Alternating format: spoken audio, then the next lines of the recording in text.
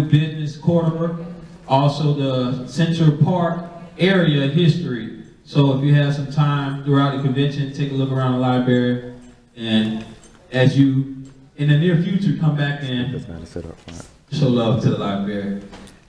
Thank you for coming out to the convention. We're going to start off with a prayer, then the welcome and occasion. We're going to do a prayer by our minister, Elvis. Today, our theme, breaking the chains, empower each other. This is the Black Power movement. The purpose of this convention is to show you how important it is for us to pull our resources together and empower each other. Today you will hear some very exciting, powerful speeches, information that you can take back with you and apply them to your lives. I know you all can agree we need unity and strength to build. This is the right time now. We should join forces and build and empower each other. It's not about what group is doing what, the color somebody's wearing. This is about us in this struggle together trying to survive. We have different groups here today. One people, one struggle, one fight. I'll show you. I just want to say to all the brothers and sisters in here today, keep the peace. Let's stop killing each other. We should learn how to use our political strength to make the person that you vote for held accountable. No matter how much beef we might have with each other, we should overlook the nonsense and support each other in this struggle. I'm saying this to my brothers and sisters. Take care of your children. Spend time with them. Empower your family and empower your neighbor. Wake up, people. Now let this convention begin. All power to the people. All power to the people. Black power. Black power. Thank you, Queen Robin. Next we have the Negro National Anthem. Can everyone please stand as we do our anthem? And this is the kids choir singing this anthem.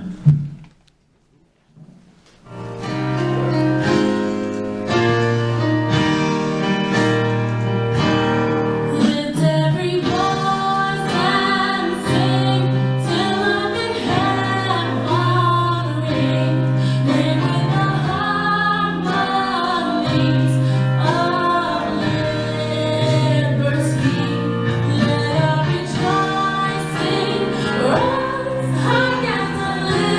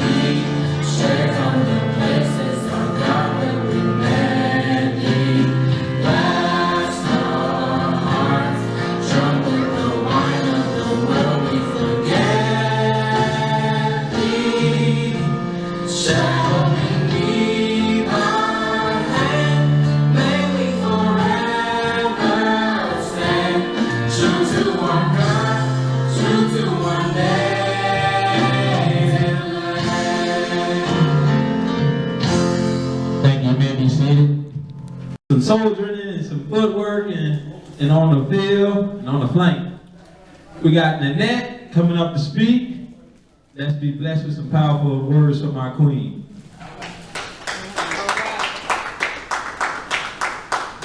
Bless. Before I ever opened my eyes, struggle was pressed upon me.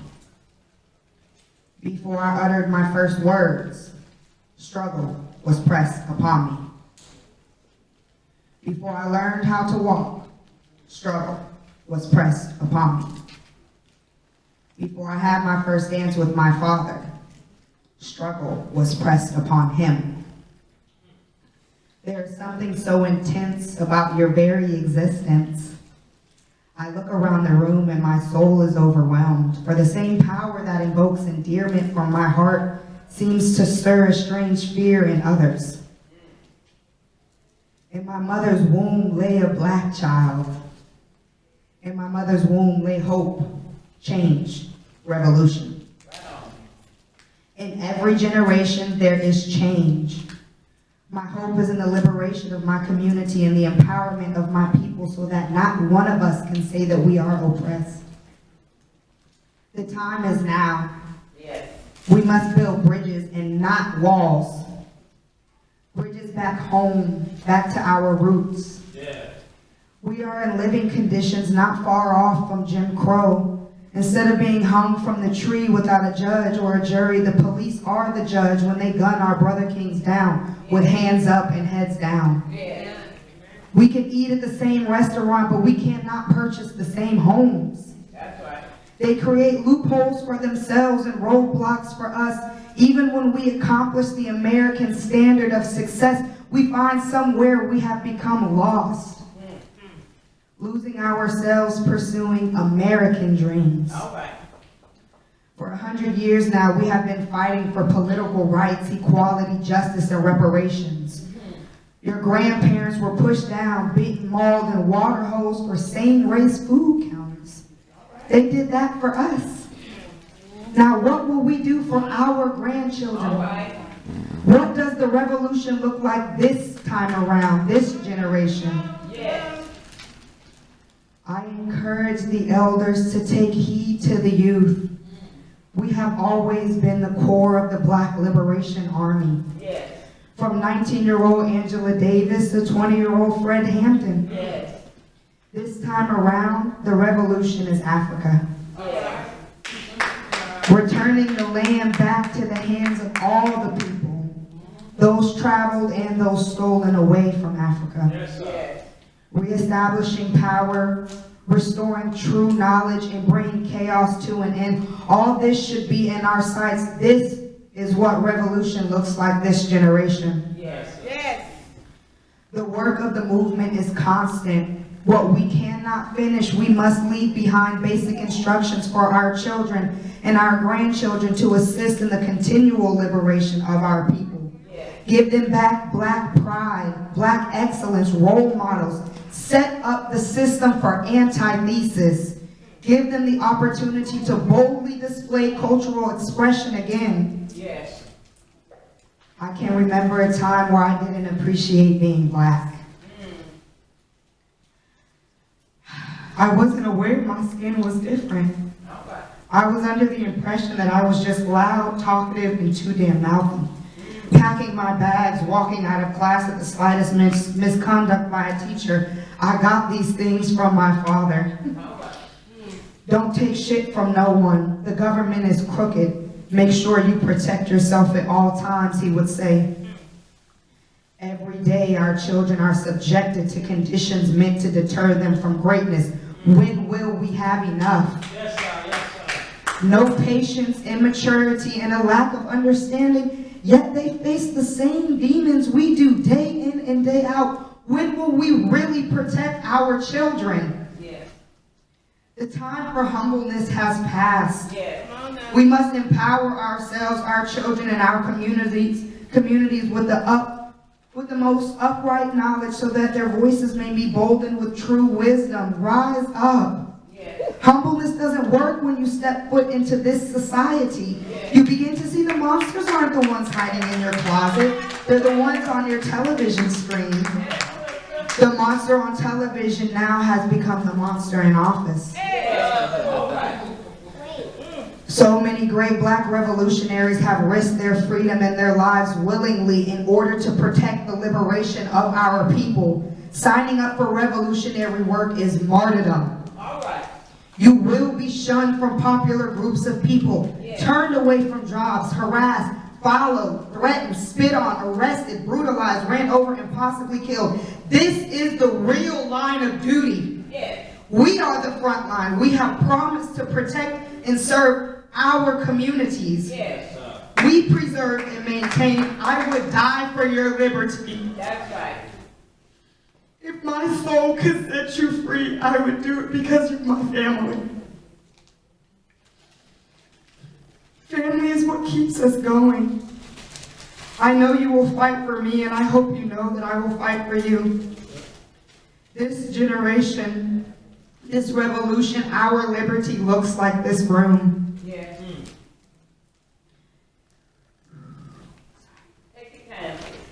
We are here today to acknowledge one another's significance as we link arms on the battlefield. Connect and form bonds. Remember, we are building bridges and not walls. Economic development, sustainable communities, black banking, medical care, education centers, mechanics, health food stores, parks, farming, manufacturers. It's time to build. First with each community, then with each black movement, finally back to our home, Mother, Africa, Nature. Ashe. Ashe. Soul standing for solo outcast, understanding life. And I'm not gonna be in front of you for too much longer, but I got a couple pieces that I think everybody in here should hear. It's something that very informational and very positive and empowering. It fits with everything that we're doing. And I appreciate the opportunity to be here because this is what we need to do. We need to come together. We gotta be better than what we've been doing.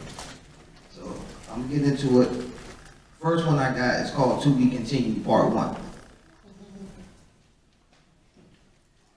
We're losing too many of our black men to money and drugs that still don't belong to us, to pieces of paper that bear the motto, in God we trust, but it seems God is never around when money is present. You speak on positivity and injustice and you sound incoherent, so it must be apparent. A blind, deaf mute, I stand before you. Realize the lies behind the disguise. I implore you to explore yourself. Read, research, and understand yourself. Need some help? Check this. Look this up. They claim that this country is filled with commonwealth. But the only thing I've seen in this country that is common is either if a license and insurance is straight, as if Pharaoh may be pulled over with claims that they couldn't see my license plate in the middle of the day. As they loudly accuse me of resisting arrest just to pull out the pepper spray. Drag me out, slam me down, and illegally search my car because I fit the description of a guy they've been looking for since yesterday. Then they feed me lies and try to convince me that I am the head man in the case that they've been trying to investigate. Now, I show of hands, how many of you can relate? So please never make the mistake. It was never designed to be equal. How do you claim the wealth is common, but none of it reaches my people? Nah, I'm not just up here blaming the man because we do little to help ourselves. We no longer hold our own cards. We just take the cards that are given that have been dealt. We just hamsters in the wheel spinning and spinning trying to find ourselves, but all we're really doing is running into an oven that they turn on high and they try to melt away our history. Why is every other culture given their path, but ours is such a mystery? Why are we slain in the streets like game meat and turned to a God they gave us for victory? It's such a mystery. To be continued.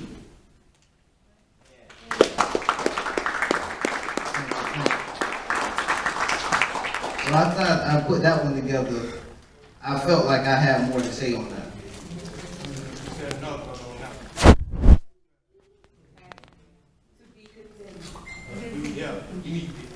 I got another one if you want to hear it. If you want to hear it.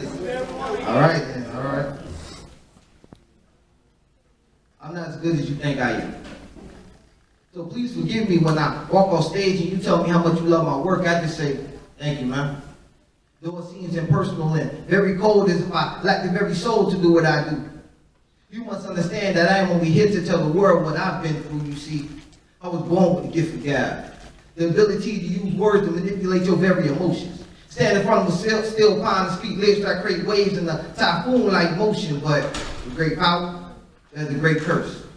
This is no longer a hobby when I stand in front of you and recite each verse. I must always tell the truth. Standing here as a living proof, the sacrificial lamb ready to lay his life on the line in front of a whole world who's convinced that I have lost my mind. You know what? I have. I have lost that mind that has been desensitized and censored to believe that this world is what truly supposed to be. I have lost sympathy for those who bow to the elite. I have lost the very principles that I used to stand on, and my morals have been bent in the direction that I never planned on, but I guess that's what they meant when they said it was time to get your man on or man up. We should all stand up. We are all at war. It was designed for us to be behind. When will it be time for us to even the score? Stop being touched like a $2 whore. Read, research, and really explore who you truly are. Even European history tells you that we've been stargazing before they learned if any planet or any star. You see, we studied the universe, hence the word universal. And the first one was found in Africa. So now you tell me why some of us feel inferior to those who claim they are superior to any other kind. When we stop thinking like slaves and start thinking like kings and queens, because that's what we've been this entire time. Segregation was never relinquished. It just changed with the time. And racism still exists, but now they put a noose around your mind. King Mesa Musa wants to gold all over the ground, but now seems willing to go all over the ground for some gold, just so we can shine. And this is shame. You don't even know your name, yet you want to tattoo a street affiliated with some local gang that's still not dangerous enough to be funded by the government. Take a second to think about it. Some of the most influential gang leaders had government ties, so who telling the lies? How's there won gangs? Well, politicians are just gang members in disguise. Open your eyes to be continued.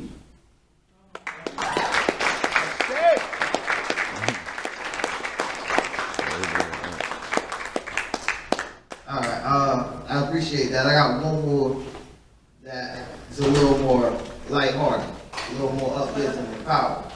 It's my interpretation of love. My interpretation. In my past life, I've always been the king. And you was always my queen, and we always made a plan to live the greatest dream. And we always achieved. Because we always believed in ourselves and in each other. Any obstacle met the swift sword of the truth, we always cut it like butter and walk right through it. Because we already been through it. This ain't nothing new. This is the same music we've been playing since the beginning of time. You always been my Eve, I'm your Adam. It is in your light that I shine. It is in your will that I rhyme, because I've been made of the dirt and filled with the water, a process that has been repeated over time. And it always happens the same every time we meet each other. From strangers to best friends to lovers, our broken hearts quickly recover to the very thought of you causes me to struggle over your essence. It's such a blessing we got the journey on this road. Because I remember a time we used to sit at home and our walls were made of gold. I remember a time we ran for freedom trying to build us a better home. I remember we was floating on the door because we couldn't make it to the Superdome. I remember we hung together because you wouldn't let them take me alone. I remember we used to rule a kingdom. You sit next to me in the throne. I remember. Before January met December, I remember we used to rule, and it don't matter what time it took us, it always brought me back to you and you to me. See, this was supposed to be a metaphysical connection. 1 + 1 = 3. Can't you see? This time is different. We're waking up in different time zones, and our minds going to every thought of us being together.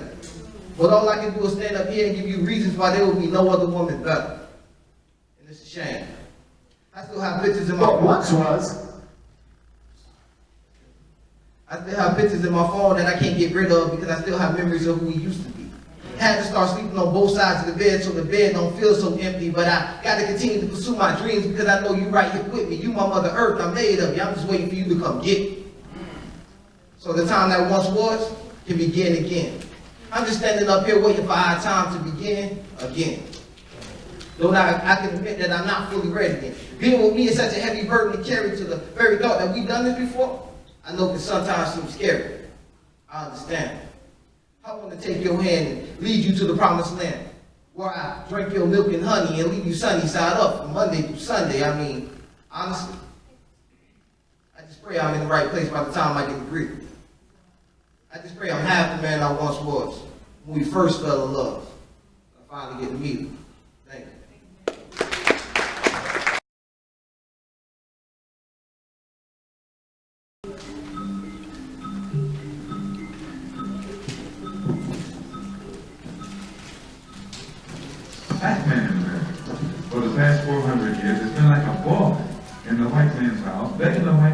a job, for food, clothing, and shelter. And then after the white man provides him with all of these things, he turns around and has the nerve to get angry at the white man when the white man tries to control his life. How can people, a group of people, such as our people, who own no factories, have equal job opportunities competing against a race that owns the factories? The only way the two can have equal job opportunities is that black people have factories as well as white people have factories. And then we can employ whites or we can employ blacks, just like they can employ whites or they can employ blacks. But as long as the factories are in the hands of the whites, the housing is in the hands of the whites, the school system is in the hands of the whites, you have a situation where the blacks are constantly begging the whites, can they use this or can they use that? That's not any kind of equality of opportunity, so it doesn't lend toward one's dignity. What does a black man look like begging for a cup of coffee in a white restaurant and doesn't have a job to back up his pay for it when he does get the coffee? It's putting the cart before the horse. Instead of the Negro leaders having the black man begging for a chance to dine in white restaurants, the Negro leaders should be showing the black man how to do something to strengthen his own economy, to give himself an independent economy, or to provide job opportunities for himself. Not begging for a cup of coffee in a white man's restaurant. Number one, he must have a knowledge of himself, and this gives him confidence in himself. He has been brainwashed by the educational system that exists here in America to the point where he feels he was a savage in the jungle when he was before he was brought here, and this destroys his morale. So the number one thing that has to be done, he has to be retaught, he has to be re-educated, and made to know that he's a man like anyone else. And then he can stand on his own 2 feet like others. Then it's the black man, the black leadership, who has access to all of this money and has all of these degrees today, can't use his talent, his know-how, to set up business opportunities, job opportunities, housing opportunities for the black people, the same as the white leaders have done for white people. There's these black leaders need to get off the boats. They're not leading our people toward any kind of independence, but they're using their positions and their education and their talent to exploit our people worse than the slave master did during slavery. If white immigrants can come to this country 50 years ago with nickels and dimes and no education, and come here and pool their little nickels and dimes and no education, and set up little stores, develop these stores into larger stores, develop this into an industry, which creates job opportunities for whites. Since Lincoln was supposed to have freed the black man 100 years ago, and today the black man, according to the government economist, has spending power of $20 billion per year. We feel that with the black man spending $20 billion a year, not setting up any businesses, not creating any industry, not creating any job opportunities for his own kind, he's not in a moral position to point the finger today at the white man and tell the white man that he's discriminating against him for not giving him a job in factories that he himself set up. If the black man has $20 billion, and these so-called Negro leaders are such geniuses that they can integrate white restaurants, and integrate white factories, and force themselves in rivers the white man has set up, they should use their same ingenuity to show the black people how to rule our wealth and set up something of our own. And then we want to force